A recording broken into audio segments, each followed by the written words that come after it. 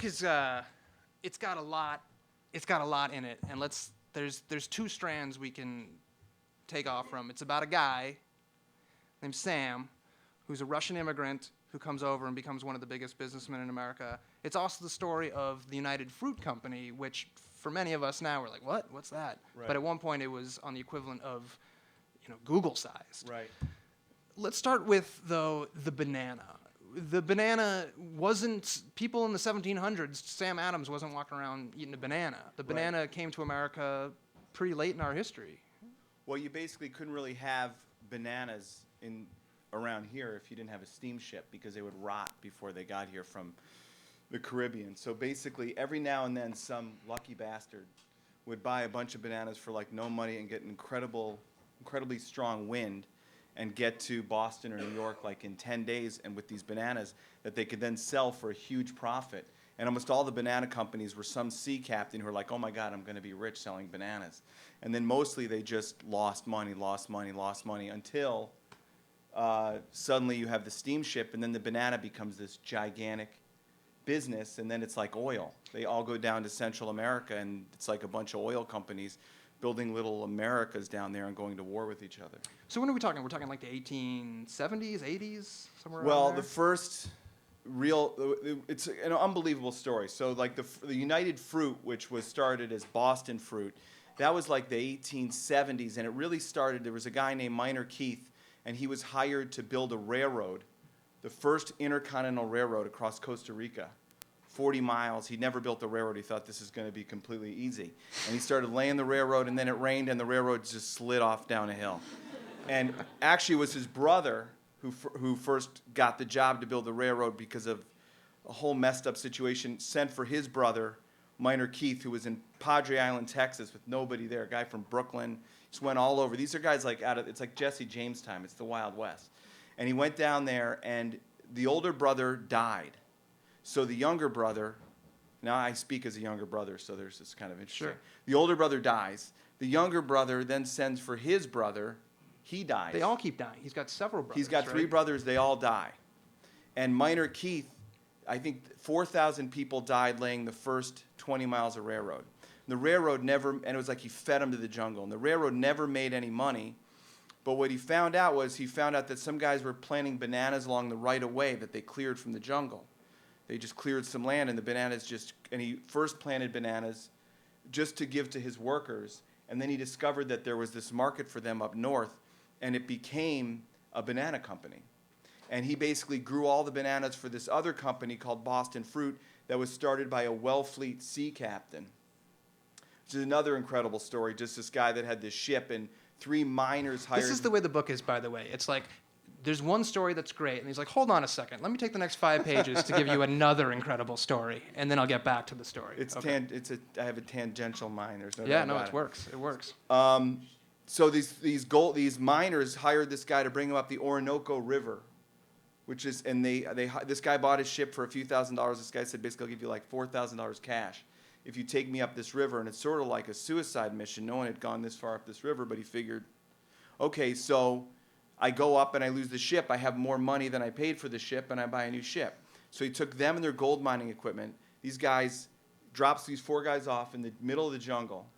They disappear. No one ever sees them again. He goes down the river. His ship is so damaged that he has to go to Jamaica, get the ship put in dry dock. And while he's sitting there, getting ready to go, he notices bananas, which he's never seen before.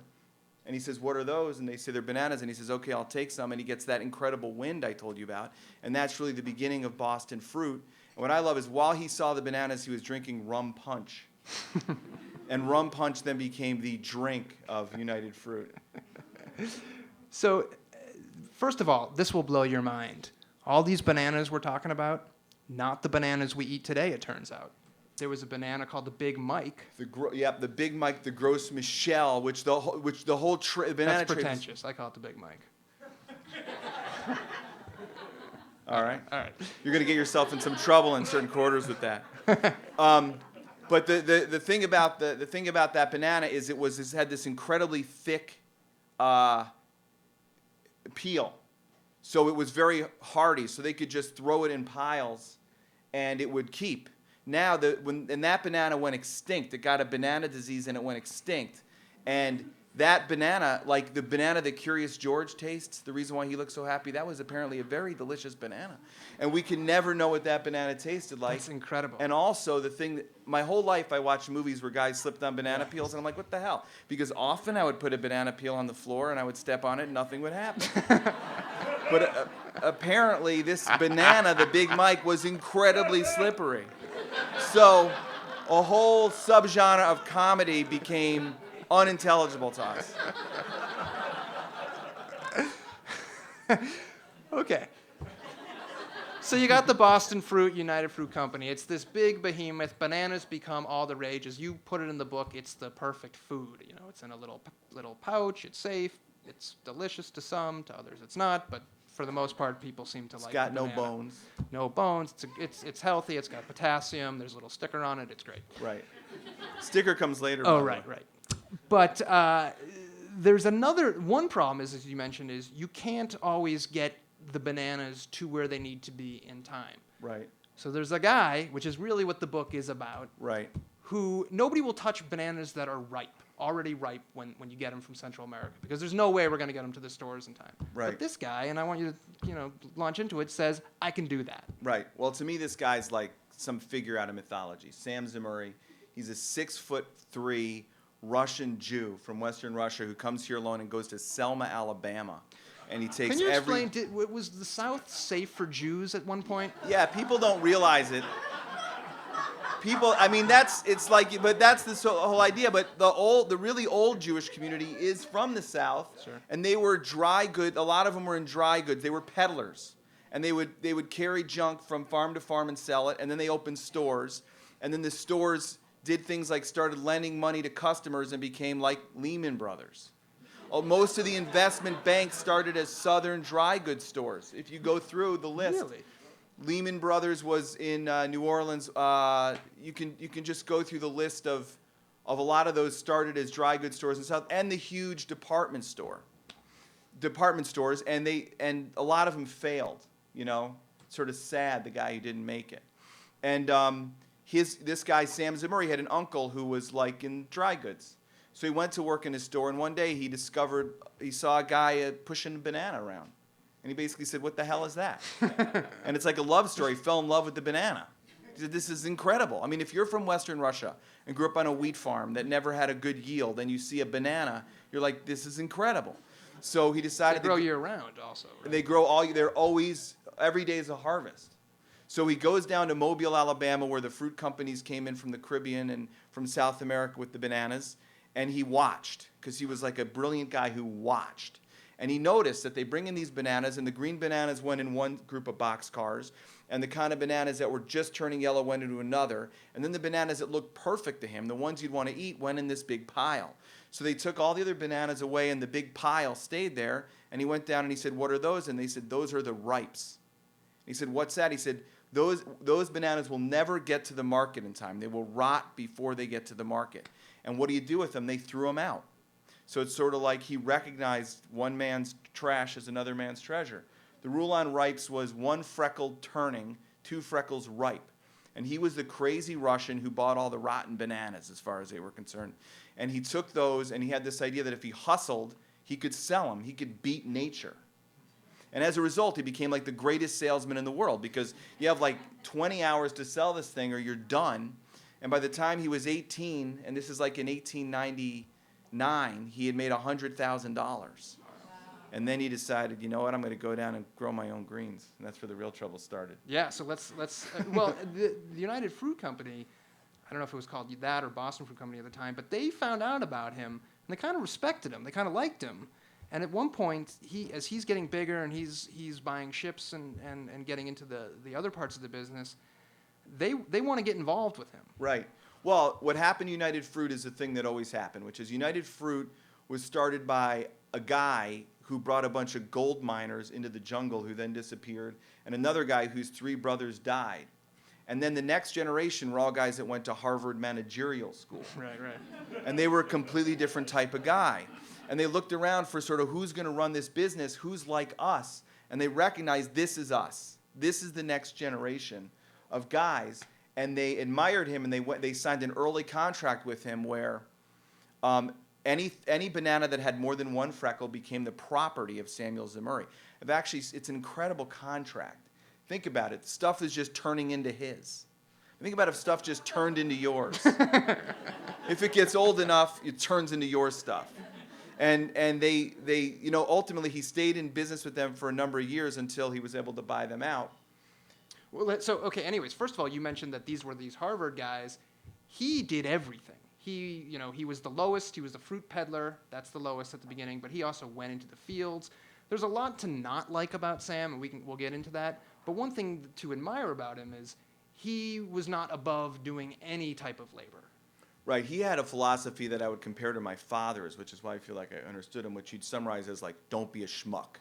Is basically his philosophy. So he went down to He got that from Kant, I think. Yeah. He went down to Honduras, and he moved down there. And he was famous as the guy who could swear in 5 languages. And he's apparently swore all the time, an unbelievably great cursor. And he went down there, and he sort of moved into the jungle, and he worked in the fields, and his attitude was, if you really understand a business, then nobody's going to sort of play you for a sucker. And when he was dealing with the United Fruit guys, now the next generation, they would come down for like a couple of years. The way I went to camp, like in Eagle River, you go for a couple of years, and then you go home. They'd come down for like a couple of years, and then they'd go back to Boston, and they would tell him what to do, and he would say, you're there, I'm here. And that was he was on the ground. He knew what was going on. He lived there.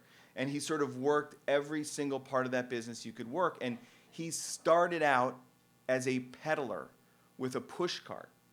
And that was, it's like the lowest of the low. And he's a guy and he's dealing with guys who have advanced degrees from Harvard. And they always called him either the little fellow, even though he was a giant guy, or the fruit peddler. And he'd always say, I'm the little fellow, but sometimes little fellow likes to stab you in the knees with his knife. So far here, everybody loves this man. Everybody in this audience is like, what a great guy. Now let's talk about how he started a war in Honduras. Right. Well, basically, the way the banana business was worked, when the bananas first appeared in this country, they were really expensive. It'd be like going into Whole Foods and buying some very fancy piece of fruit. And the decision was made by United Fruit that the model of the business should be a volume. And bananas had to be cheap. And in order for them to be cheap, they had to have very low labor costs, no taxes, and everything had to be cheap. And that was the business that Sam went into competition with. And the way that they did it was these companies like United Fruit would go into Guatemala and bribe everybody so they didn't have to pay any taxes. Zemurray went down to Honduras, and he bought all this land, a lot of it with borrowed money. And it was like his big moment, and he bribed everybody to set his business up, and they called these concessions. Honduras owed a giant debt to the British banks. It's really interesting why. This is a tangent. But this is a sad story. Okay. The tangent or the whole thing? No, the story is exhilarating, Yeah. but the tangent about the railroad. Yes. Yeah. The railroad Honduras is to this day the only country that doesn't have railroad service to their capital. Okay?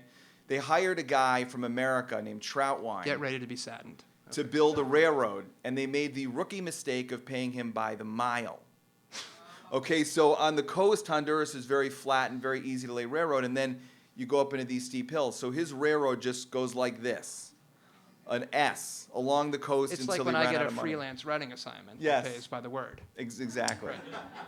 That's why they got to cap it. So they had this huge debt, and the debt kept adding interest, and there was a fear by the U.S. government that the British were going to come in with warships, occupy Honduras, and collect their debt by force, and we were supposed to be the new hegemon in the Western Hemisphere. In the Caribbean, there was the Monroe Doctrine, there had been the Spanish-American War, and we had a big fear that was going to happen. So basically, this U.S. Secretary of State put together a deal with J.P. Morgan himself, the old man, that J.P. Morgan was going to come in, buy this debt, pay off the bondholders, and then J.P. Morgan, who was old, his part of the deal was he wanted to take officers from his bank and sit them in Puerto Cortez, Honduras, and Trujillo, Honduras, and they would collect tax. The banks would collect the tax, take their cut, and pay what was left to the government. It was very unpopular in the country. But I mean, obviously. But the things, but also would completely screw Zemurray because they were going to cancel all his deals. So he hired a lobbyist to sort of go into Congress and argue the U.S. shouldn't be doing this. And then the Secretary of State found out that he was doing this and called him and sort of said, knock it off. You have nothing to do with this. We're doing this. And he'd only been in the country for, 15 years or something. And just shut up, keep your head down, and go back and shut up. And he said, what am I going to do? They said, talk to J.P. Morgan. He said, J.P. Morgan doesn't know who I am. So then the Secretary of State actually called the Treasury Service and got a group of Secret Service agents to follow Zemurray around and make sure he didn't leave New Orleans. And what Zemurray did was, you think that Zemurray quit? No, he says, don't be a schmuck. Yeah. He goes down to... He never quit. Yeah. He goes down to New Orleans into the Carousel Bar of the Hotel Monteleone on Royal Street, still there. And that was a big hangout of mercenary soldiers who they'd fight and have power in Central America. And when their government went out of power, they were called outs.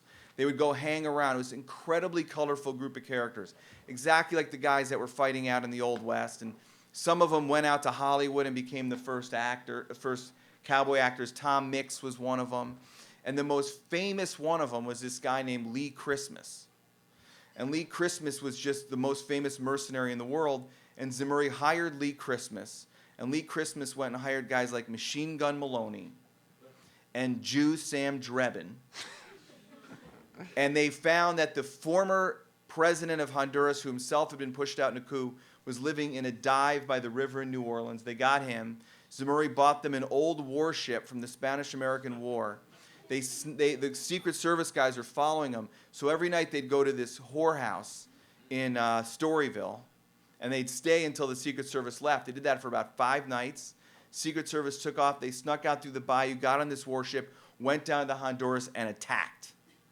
And there's a great line from Lee Christmas said to Manuel Bonilla, who had become president, "Well, compadre, it's the first time I've ever heard of anyone going from a whorehouse to the White House." And what happens is, and unfortunately, we don't have much time. This is about halfway through the book. What happens is, Sam he basically is running Honduras after this. I mean, he's in charge of the guy who's in power. Right. And also, I mean, the banana companies delivered the mail. So if you didn't like what the government was doing, you could just shut off the mail. So no letters from family, no letter, or the economy. And later on when he ran United Fruit, when he took over United Fruit, in Guatemala, for example, which is the famous example, the blowback of which we're still suffering today. Look at Fidel Castro, he's blowback to United Fruit. They own 70% of the private land, and they own the roads and the ports. So if you wanted to drive to the they own 70% of all the land in the country. Yes, the private land. Yeah, And wow. I mean, the church had some land, and they would get on. If you wanted to go to the Pacific, you had to go down a United Fruit Road. And the guy who worked out that contract, just to see how things work, there was a contract that set that up. The guy who wrote the contract and represented United Fruit was a lawyer for a law firm called Sullivan Cromwell, and his name was John Foster Dulles. And then he became the Secretary of State. And his little brother, who also represented United Fruit, was Allen Dulles. Jesus. And he became the head of the CIA. And who killed Kennedy? Well, Lee Harvey Oswald killed Kennedy, but Lee Harvey Oswald worked for United Fruit unloading bananas on the docks. No, did he really? Yeah. And Fidel Castro's father also worked for United Fruit growing sugar in Cuba.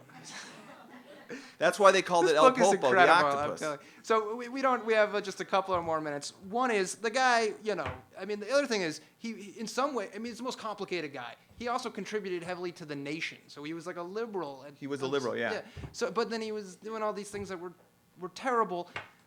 You're obviously kind of, you have admiration for the man. It's clear. I'm not saying you think everything he did was right, but you also think that his story is in some ways the story of America at that time. So just give me that. Well, the 20th century is when the United States went from sort of a regional power to a superpower. That's why it's called the American century. And I think that Sam Zemurray, it's why I was interested in him, is sort of that story in the shape of a life. I mean, the scale of his life, if you think about it in the movies, at the beginning it's the Wild Bunch, It's the Old West, and at the end it's John le Carré. It starts in cowboy times and it ends in Cold War times. And to me, he was the best and the worst of America. And I think he was basically a good guy who was when he came in, United Fruit existed, that system existed. And what's so sad about him is at the end of his life, he realized what he'd done. He realized all the damage that had been done. And for this reason, he's not hated in Honduras. His family stayed in Honduras. They became Central American, and he gave a lot of his money away in Honduras. He built the best school in Honduras where tuition was free on the condition that you did not work for a banana company. That was like his rule. And there was a saying in New Orleans, if you want something from Sam Zemurray, ask for it in Spanish. So what was so interesting to me about this guy is he's like a person, really had this huge life, but he's basically got all the good things and all the bad things of sort of humanity. Well, I wish we could talk more about your life. It's probably equally as interesting. I as overthrew Sam's. some countries in my Yeah. time. Also, United Fruit Company has kind of dwindled. But the banana, I hear, this banana is also going extinct. Are you following that story? The Cavendish, Yeah. which replaced, now the Cavendish, the reason why you have the banana box, the big thing was they invented the banana box where all our speakers sat on top of. Think about how low quality our stereo listening would have been. The banana box was basically invented because the Cavendish got full of bruises, but bananas are planted they grow from a rhizome, and they're they're all clones of each other. So if a disease starts killing one banana, ultimately it spreads and it kills them all. It happened to the Big Mike, and it's happening to the Cavendish, so they're genetically trying to do something and trying to search for other bananas. Here's my question, though. There are plenty of species of bananas. How can there be plenty of species of bananas if they all have to be cloned to get a new banana? How do you Because get way new back in bananas? ancient times, there's different species split, but now when they grow them, that's how they grow them. All right. So when they plant them, they plant all Big Mikes, all one variety, all from one And rhizome. they're all the same. And they planted that, and they used that one because that was the hardiest one and the biggest. Yeah. And the problem is there's plenty of bananas, but they just cost a lot more to ship, which is why you'll always have bananas if you go into Whole Foods, but the question is how much are you going to pay for them? That's the question of Whole Foods. All right. Will you come back sometime and get into your other works? Absolutely, anytime. Rich Cohen, everyone. Thank you.